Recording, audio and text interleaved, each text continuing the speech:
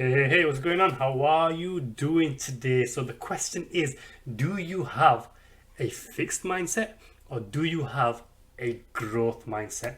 Now, as part of the 75 hard challenge that I'm doing, I am reading a book or 10 pages of a book every day. And the book that I am currently reading is called Mindset by Dr. Carol Dweck.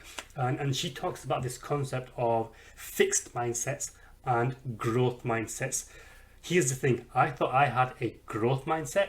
Turns out I've actually got a very fixed mindset. So this book has been absolutely eye-opening for me because fixed mindset leaves you in a state of despondency and hopelessness and feeling like a failure if things go bad.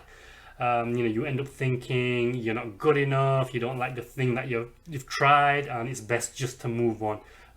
In other words, you either have the talent or skill or you don't, full stop.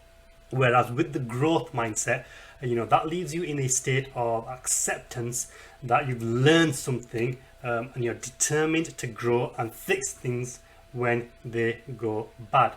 You end up finding ways to improve yourself, you enjoy the process of learning, and you get things done no matter how many times you fail. In other words, you either have talent or skill, or if you don't, you'll develop the talent or skill. Now, why was I confused about this?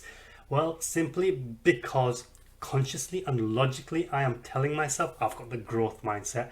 I know what it means. It's about working hard, it's about improving, it's about progressing.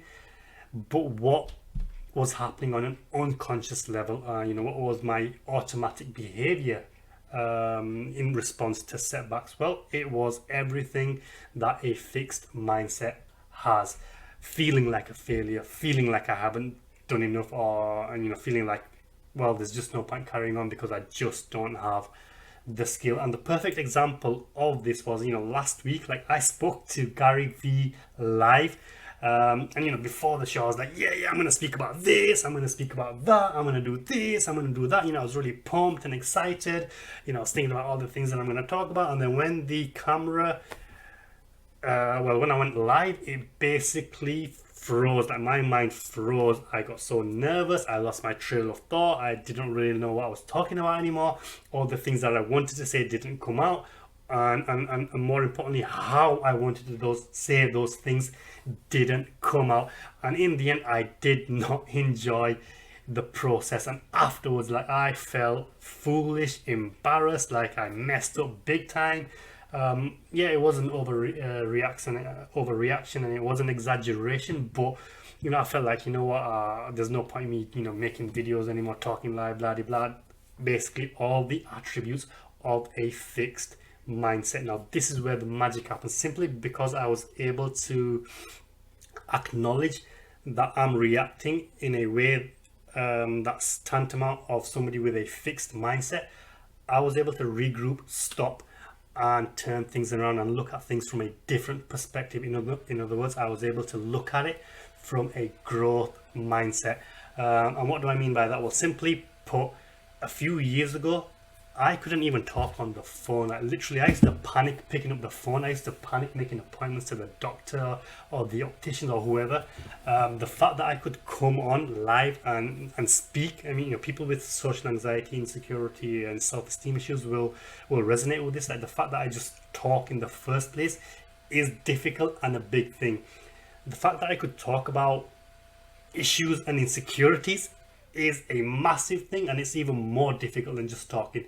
The fact that I could talk about issues and insecurities with somebody that I admire and who's famous and who's got millions of followers live is almost impossible to do with somebody with serious social anxiety issues, which I had.